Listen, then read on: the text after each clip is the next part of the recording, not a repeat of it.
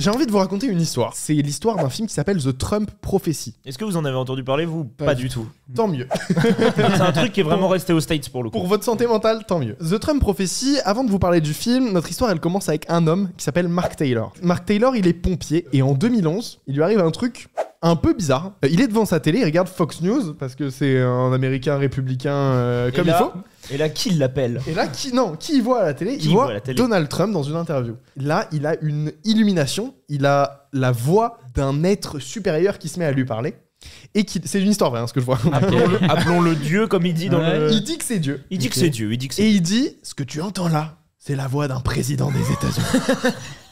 Et donc, Dieu, il avait une casquette, Make America Great Again. Donc ça, c'est en 2011.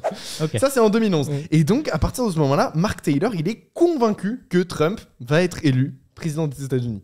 En 2016, on est tous au courant, Trump est élu président des États-Unis, et Mark Taylor publie son histoire dans un bouquin, parce qu'il la publie 1 an après, parce que ça aurait été un petit peu trop tendu de publier ça avant qu'il soit vraiment élu. Autant être sûr que ta prophétie, elle soit juste pour la publier. Donc, il publie son bouquin, mais ça s'arrête pas là. Il y a une université aux États-Unis qui a la particularité d'être la plus grosse université chrétienne de tous les États-Unis, qui s'appelle la Liberty University, et elle est en Virginie.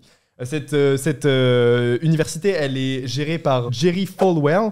Alors, on va revenir un petit peu sur lui un peu plus tard, mais en tout cas, c'est un gros soutien public pour Donald Trump. Ouais. Depuis 2016, il est souvent vu avec, il se montre souvent avec Donald Trump. Okay. Bref, c'est vraiment un gros soutien de la candidature de Trump et du personnage Trump en général. L'université a un programme de création de films, un programme d'audiovisuel avec les étudiants qui font de l'audiovisuel. Chaque année, ils travaillent sur un projet de film. Évidemment, ils sont pas payés, mais ils travaillent en tant que techniciens sur un projet de long métrage. Et chaque année, ils produisent un film chrétien. Il y a des films chrétiens qui sortent tous les ans aux États-Unis grâce aux étudiants de la University of Liberty de Virginie. Et cette année-là, ils décident de faire une adaptation de l'histoire vraie de Mark Taylor, qui a donc prédit l'arrivée au pouvoir de Donald Trump en 2016. Le film ne se fait pas dans des conditions hyper faciles, parce que t'as les étudiants, ils voient bien que Donald Trump, c'est quand même un personnage controversé. Il est problématique. Et qu'il est quand même un peu raciste et un peu sexiste. Et donc, il y a plein d'étudiants qui sont pas chauds du tout de bosser sur un projet de ce type-là. Attends, mais du coup, c'est l'école, en gros, qui leur donne des scénarios. Vous devez faire un film sur ça. En gros, ils n'ont même pas le choix du scénario. Non, ils ont le choix de rien du tout. Ils se mettent en partenariat avec des boîtes de prod évangéliques américaines. Alors, il y en a plein. En France, on a qui s'appelle Sage et qui distribue des films du même style. Mais aux États-Unis, il y en a vraiment beaucoup. C'est vraiment un truc qui marche. L'un des films les plus connus dans ce style-là, c'est God's Not Dead, qui parle des school shootings et qui met Dieu dans tout ça. Il y a plein de films américains en plus, très axés religion. Il y a Hayden Christensen, celui qui jouait Anakin, qui a joué dans des films du coup très religieux. Mel Gibson aussi, qui a fait des films très religieux. C'est des films un peu plus. Les films de Mel Gibson, ils sont un peu plus. Oui, il y a une autre strate, mais il y a vraiment des films où là, vraiment, c'est pour promouvoir vraiment la religion. Ça, exactement. Et ce film-là, donc, c'est des petits films indés qui sont faits par des boîtes de prod qui sont full évangélique, full Trump. Tu vois, c'est vraiment un gros truc aux États-Unis. Et d'ailleurs, j'aimerais juste revenir sur le fait que Mark Taylor, c'est pas le seul prophète de Donald Trump. Il y en a plein qui ont déclaré avoir eu des visions et avoir vu Donald Trump président dans le futur. Après, est-ce qu'ils se sont pas révélés en disant si, je le veux aussi? Ils l'ont dit après ou il y en a beaucoup qui l'ont dit après. Et c'est devenu un des gros chevaux de bataille. Un des gros chevaux de bataille de la droite évangélique chrétienne américaine. Le truc de la prémonition de Donald Trump qui est envoyé par Dieu, qui est vraiment un messager de Dieu. À partir de ce moment-là, tu sens que c'est mélanger politique et choisi par Dieu, c'est jamais une très très bonne idée. Bref, on en revient à la pétition. Il y a une pétition qui est faite par les étudiants de cette université-là, pour dire, nous, on veut pas du tout bosser là-dessus. Déjà, les conditions de travail, elles sont pas ouf, mais surtout, on veut pas du tout faire de la pub à Trump. Et l'université, elle a dit, non, nous, on veut pas faire de la pub à Trump. Alors que je vous rappelle que le patron de l'université est un soutien affirmé de Donald Trump, mais ils font, non, nous, ce qu'on a envie, c'est de raconter une belle histoire vraie qui parle de prophétie. Ouais, mais le cœur de l'intrigue, c'est vraiment Trump. Ça s'appelle The Trump Prophecy. Mais Trump n'est pas important dans l'histoire. Vraiment, on fait pas de promo de Donald Donald Trump et tout. Donc les étudiants sont pas contents. D'après ce que j'ai compris, ils sont tous anonymes. Hein. Ils disent pas parce qu'ils veulent pas être grillés. Donc il y a pas d'étudiants qui ont parlé publiquement, mais ils ont fait quand même une pétition sur change.org et visiblement ils sont beaucoup à pas avoir été très chauds de faire ce projet. En plus, ils ont pas envie d'avoir leur nom au générique parce que c'est clairement une tare d'avoir un truc comme ça sur ton CV. Tu vois, regarde la fiche, ça pue la merde. T'as vraiment pas envie de dire j'ai bossé là-dessus. Et donc ils sont tous dans une position bizarre. Attends, c'est des étudiants qui ont fait cette pétition sur change.org, mais non, tu fais une pétition pour amener des dizaines, des millions de personnes pour qu'ils signent, mais là c'est une classe, enfin c'est une école. C'est ça, c'est une classe. Du coup, il y a 20 personnes qui ont la pétition, 20 personnes ont dit non.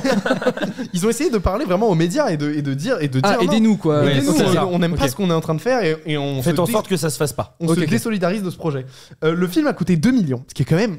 c'est une c'est pas mal. C'est un petit film, c'est vraiment un tout petit film indé, mais un film d'école qui coûte 2 millions. C'est genre, et chaque année ils en font des films comme ça. Vraiment chaque année. Le film d'avant, c'était le réalisateur, il avait fait un film qui s'appelle Extraordinary juste avant. Je crois qu'on a l'affiche en régie. Mais bref, c'est que le même style de film. C'est des films chrétiens produits par toujours les mêmes. Oui, les valeurs très religieuses qui ressortent. Et le nombre de Clio 2 que tu peux t'acheter avec 2 millions, au moins 12. Et ça, c'est la Bible. Et donc là, ce qu'on voit, c'est des images de The Trump Prophecy. Et donc, comme vous le voyez, alors je crois que dans l'abondance, ils mettent pas les effets spéciaux. Mais il y a des effets spéciaux de zinzin. Dans l'abondance, il y a une orbe qui flotte au-dessus de la tête de Mark Taylor qui représente Dieu et qui lui annonce que Trump va devenir président. Attends, mais surtout que l'argent, il vient d'où? Ça vient des caisses de l'église, de l'école? Ça vient d'une boîte de prod qui s'appelle Real Work Studio et qui est basée à Charlottesville. Une ville qui est connue pour ses opinions plutôt à droite, voire même très très à droite. C'est cette boîte là qui amène les fonds, qui amène aussi le réalisateur. Bref, c'est un vrai partenariat entre l'école et cette boîte là. Le film sort, c'est un peu la risée, personne va le voir. Il est diffusé dans 1000 cinémas, c'est ça que tu m'as dit? Il a été diffusé aux US, dans 1000 cinémas. Mais c'est que aux États-Unis, hein, c'est pas... Et évidemment, personne va le voir. Ce qui est assez marrant, c'est que il faut que je vous retrouve l'info. T'as plusieurs groupes chrétiens qui ont encouragé leurs adeptes d'aller voir le film pour faire des réunions de prière dans la salle. Pour Donald Trump. On va faire gonfler les chiffres quoi.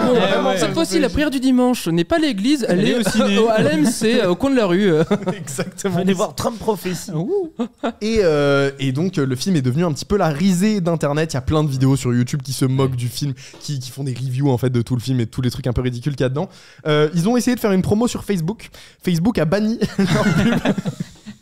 Donc ça avait pas été de tout repos, mais bref, voilà un petit peu où le film, où cette histoire nous amène. Sauf que, moi, je voudrais revenir un petit peu sur le président de l'université. Le président de l'université, donc, qui s'appelle Jerry Falwell. Jerry Falwell. Et lui, c'était un soutien, comme je vous ai dit, de Donald Trump. C'était vraiment une figure de l'église évangélique américaine. C'est lui à gauche. Ah mais comme ils sont beaux là, ces belles petites ils ont l'air hyper sympas en plus. Magnifiques. Et lui, c'était et c'est sa femme, la femme de Jerry Falwell à droite. Attends, le mec à gauche, oui, il y a un Playboy. Il y a un Playboy, le mec à gauche, avec Donald Trump. Je crois qu'on est dans le bureau de Donald Trump là pour cette photo. Attends, du coup, le mec c'est un religieux, c'est ça à gauche? C'est le. La photo on a le droit d'être religieux et d'aimer le cul, ça va. Entre deux chapitres de la Bible, un petit Playboy. Vraiment, c'est l'une des figures de proue de la droite évangélique américaine, quoi. Il représente des valeurs en fait. Et vous allez voir, ça va être très important pour la suite. Quelques années plus tard, Jerry Falwell, il va lui arriver un truc. En 2020, il y a un scandale qui a éclaté à propos de lui. Est-ce que vous voulez essayer de deviner ce qui lui est arrivé? Il a imaginé que Trump il perdait les élections. Non, mais d'ailleurs, je peux vous dire que Mark Taylor, le prophète original, il avait aussi prophétisé qu'il serait réélu en 2020. Ça n'a pas été le cas. Voilà, gros scandale. Prophète pas ouf. C'est une fois sur deux le prophète. Scandale, il a été vu sur l'île avec celui qui s'est suicidé. Jeffrey Epstein, c'est pas exactement ça, mais non, c'est pas exactement ça. Il est dans des délires chelous quoi. Il est dans des délires un peu chelous. Après, des délires chelous, en soi, ce qu'il a fait, si vous voulez le faire, vous le faites. C'est vraiment pas, c'est pas illégal. C'est un truc de cul. C'est un truc qui est pas trop en accord avec les valeurs prônées par l'église. Ça peut être très large. Mais c'est pas répréhensible par la loi. Il fait vraiment ce qu'il veut avec sa vie. Il avait une aventure avec un homme? Non. Mais il y a un homme dans l'histoire. Filmé un truc. Il y a l'idée de se filmer tourné dans un film porno. Non. D'où le Playboy, merde. Putain, il y avait les indices. Non mais il filmait quelque chose. Il filmait une critique du film où il dit que c'était de la grosse merde. Non. On reste sur quelque chose. Il filmait une sextape. Oui, mais Mais pendant 7 ans. Pendant 7 ans Pendant 7 ans Pendant 7 ans, il faisait le vlog du cul. Le vlog du cul, c'est lui. Le vlog du cul du mois d'août, putain. Pendant 7 ans, il filmait sa femme couchée avec un homme qu'ils avaient rencontré à la piscine d'un hôtel. Et donc pendant 7 ans, il y a une aventure entre les trois qui s'est créée. Et donc il a dû démissionner de son poste. Et ça a vraiment fait un scandale de ouf chez les évangéliques américains. Ouais. Voilà comment cette histoire se termine. Mais je trouve vraiment qu'ils sont cons, parce qu'en plus de ça, déjà, bon bah évidemment, ils font des trucs repréhensibles par rapport à leur fonction, mais pourquoi tu filmes, t'as des preuves, pourquoi tu te... En fait, ma vie C'était son délire. Ça c'est la grande question, mais voilà, c'est son kink à la limite... Pourquoi pas? Parce que le mec fait rien de mal. Il fait rien de mal. Juste il filme sa meuf et un mec en train de copuler. Bien sûr, mais sauf qu'il sait qu'il a attendu au tournant. Et il a plein d'ennemis, tout simple. C'est un côté politique qui rentre en jeu, donc ça donne encore plus de risques qu'on risque de trouver ça. Ah bah de base c'est une cible, donc Et toute cette histoire, si tu aides à grossir la cible, tu fais mais t'es un peu con quand même. J'ai besoin d'avoir ce petit sentiment de stress constant. Ouais, c'est ça. Mais surtout que t'as des vidéos de lui qui est montré avec Trump, qui sort de Air Force One avec Trump et tout. Enfin, c'est vraiment un soutien affiché et hyper public. Un vrai truc. C'est public, vraiment quoi. une figure publique. Ils ont pas des qu'on appelle ça, les gens qui les suivent pour la communication. Des pillards. Je pense qu'ils étaient en sueur, les pillards de.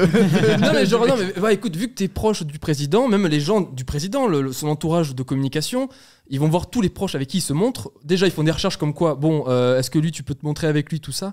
C'est ça que je comprends pas. Enfin, à un moment donné, il a pas des. C'est marrant que tu parles de ça parce que c'est vraiment une des thématiques d'une série documentaire qui est sortie très récemment sur Hulu aux États-Unis. C'est pas sorti en France. Qui s'appelle God Forbid et qui est produite par Adam McKay, qui raconte toute cette histoire où t'as en personnage principal le mec qui couchait avec la femme de Jerry Falwell et qui raconte, bah voilà, je les ai rencontrés dans un hôtel. Au début, je me suis dit, bah, c'est juste un truc comme ça. Ok, t'es tout penaud, tout gentil, tout rigolo. Moi, j'ai passé que des bons moments en fait. Après, il dit quand même, j'ai vu que le trailer et la série, elle a vraiment intéressante. C'est lui là, c'est ce mec là. Il a l'air de s'en battre les couilles. Ouais, je les ken, ouais. C'était un vrai petit avec Donald Trump qui danse. Il y a des moments où il dit quand même, j'ai peur pour ma vie. Dans le trailer, il dit, il y a eu des moments où j'ai eu peur pour ma vie. Lui, il peut se dire quand même, ouais, moi j'étais à 2 poignées de main de Trump, quoi. à 2 bits. Moral de l'histoire, si tu veux tourner ta sextape, fais-le avec un Kiddy Zoom. C'est beaucoup comme ça, tu ne reconnais personne. Mais tu vois, ça me fait toujours, comment dire, un peu marrer. Enfin, marrer avec tout le respect que j'ai pour les gens qui sont très axés sur la religion, même en dehors de ça, c'est que tu sais, les gens qui en disent ouais, je l'avais prédit, je le savais, tout ça, les gens qui ont des prémonitions et tout, qui disent ça, qui font après des enquêtes, qui font des livres comme quoi je le savais. Mais en vrai, je me dis, tu sais, si tout le monde avait un micro qui disait vraiment ce qu'il pensait, évidemment, il y a plein de gens qui pouvaient savoir, qui pouvaient chasser ça et tout, tu vois. Moi, j'ai un pote qui avait prédit que l'iPhone 10 allait s'appeler l'iPhone X en 2014. Voilà, c'est un pote qui, franchement, il allait dire que l'iPhone 10 il va sortir. Putain, comment tu le savais? Et après l'iPhone 10, il va y avoir un iPhone 11. Surtout qu'il y en a vraiment eu beaucoup. Là, j'ai parlé de Mark Taylor, mais il y a eu plein de mecs américains qui ont vraiment.